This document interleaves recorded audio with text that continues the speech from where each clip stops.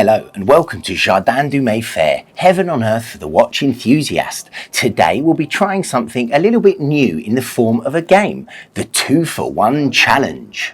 So, what is the 2-for-1 challenge? Well, in the famous words of Jigsaw, I want to play a game. No, you don't have to saw your leg off to play. The rules are very simple and not quite so deadly. I show you 3 watches with a mini overview on each. Now the first 2 will make up the value of the third. Then it's over to you guys to decide if you'd go for 2-for-1 or the single watch. As this is our first 2-for-1 challenge, we're going to stick to precious metals, but I hope to bring you lots more of real tough choices in the future. Okay guys, so in order for this to work, you have to play along at home. So you let me know in the comments which you'd go for, and when we hit 20 comments, I'll let you know which one I'd go for. First up is the Audemars Piguet Royal Oak Offshore Rose Gold Camouflage Limited Edition. It's the 26401RO. This is a 500-piece limited edition in rose gold. It was released in 2020 as part of a trio of Offshores sporting camouflage pattern on their rubber straps. There were 2 steel releases, one in blue and one in green, and then this, which is showcasing a shade of brown in the theme. All 3 have ceramic bezels which go a long way to toughening them up as far as the avoidance of hairlines and scrapes are concerned. The bezel usually is the part of the Royal Oak that screams, "Scuff me," especially on a 44mm. The dial is a wonderfully chocolate deep brown with a mega tapisserie which is complemented by metallic beige subdials. This colour combination works exceptionally well and is finished off with a splash of orange which tips the chronograph and subdial hands, offering excellent contrast and readability. This particular dial is a bit of a shade shifter. Depending on the angle, it can look almost black in some lights. It's a big beast. It's 44mm and does wear true to that size, so combined with the weight of rose gold, it certainly has presence and is not going to slide anywhere unnoticed, let alone under a cuff. The movement, which can be viewed through a sapphire caseback, is based on the AP caliber 3120 with a mounted chronograph module and offers a massive 50 hours of power reserve. The camo strap can be a contentious point. It's camo, it's brash, and it's an attention grabber.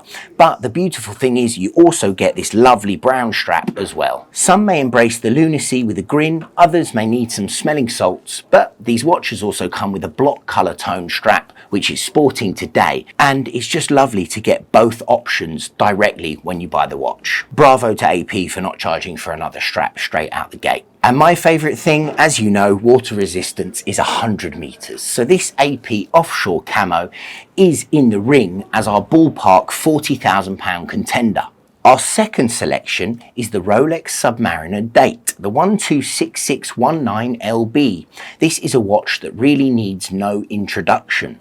First launched in 1954, the Rolex Submariner is arguably one of the best known models within the brand. It occupies territory along with the GMT Master and the Daytona as one of the 3 kings in the professional line. Over the course of its 69-year reign, it has received a growth spurt from its original 38mm to its current 41mm in size. As you know, if you're a fan of the channel, I'm obsessed with the 41mm cases. I think they did a great job there. Now this iteration is presented in full 18 karat white gold, so it has a very particular and pleasing weight to it, especially when compared to the steel model. Standard black maxi dial with chromalite loomed indexes and hands means excellent legibility, and at a glance you get the blue Cerachrom bezel, which gives it away as being a precious metal model. The bracelet features the patented glide lock clasp, which means it can be resized without the need for any tools. Hugely useful if you need some extra breathing space in the summertime,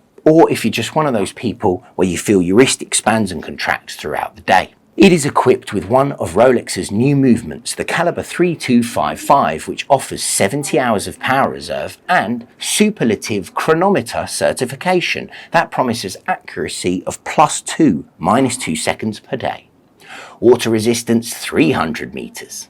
The white gold Submariner is an upscale, iconic sports watch from the crown, with an if you know type bezel, and it has a ballpark figure of £35,000. Okay, so now you've seen the 2-for-1, let's see number 1. This is extremely special. This is the Rolex Day-Date 36mm 118209 with a turquoise Stella dial. The 36mm Day-Date has been in production since 1956. It has only ever been a precious metal piece. It's the adult of the Rolex range, and it gained its place in history as the wristwatch of presidents. Now, this all sounds very traditional and discreet so far, but the glorious 1970s derailed all of that. Very briefly, when the Stella dials burst onto the Rolex scene. Lacquered Stella is the official name of these dials. It isn't a nickname a la Smurf, Batman or Pepsi. The name comes from the paint supplier Stella SA, who at the time specialised in brightly coloured paints. These paints were passed on to Stern Frères, who in turn were responsible for manufacturing the dials themselves. They were an absolute riot of colour, ranging from turquoise, coral, oxblood, yellow, mint and mauve, and were designed to appeal to the kipper-tied young successful man around town who wanted a president but didn't want to be seen as sombre. Unfortunately, they were not a success at the time, as the young, hip and trendy largely didn't have the income to support a rainbow of day dates, and those who could afford them were buying the same sensible dials that they always were. So here we are. This is why it's so special. Many Stella day dates of the 70s were returned to the mothership to have their dials removed and replaced with the same old popular dials, and the colours were removed from the catalogues as a result. Original Stella dials are exceptionally rare these days and commanding really high prices, and especially for good examples like this. So then in the early 2000s, something a little strange happened. Rolex released reference 118209 with a turquoise Stella dial. They didn't make many, presumably with the sting of previous Stellas still being in the back of their mind. And this particular model variation was issued on an oyster bracelet rather than a president, and it has a smooth rather than fluted bezel. It's a total modern anomaly, which could look at a glance like a member of the 2020 Oyster Perpetual gang, which was hugely popular on its release for the brand when they launched a series of steel OPs carrying a stellar colour revival. So this is contestant number 3 with a value of around £75,000. It might seem like an easy choice, but one thing that I was thinking about when I was thinking which choice I'd make is this would be extremely difficult to find again. You could argue that these two could be added down the line.